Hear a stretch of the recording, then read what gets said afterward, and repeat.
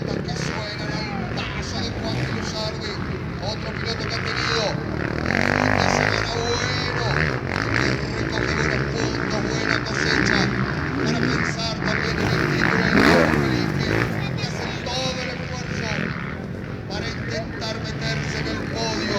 Y allá lo vemos a Juaco Poli, que también está entrando en la vuelta final.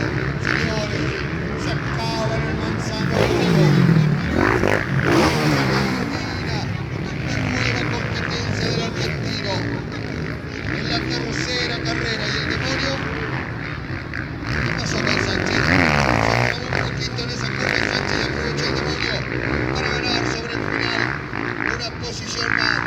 También había terminado quinto y ahora está en la posición número 4, me parece. A ver, la primera vez, segundo, 4 no, 5 sería. Quinto puesto para el demonio Villar en este momento de carrera.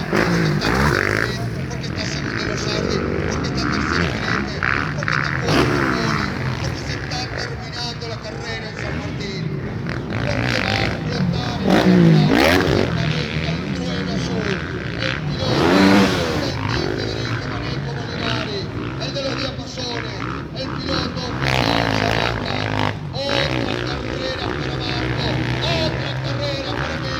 Va a ganar Marco, me va a ganar.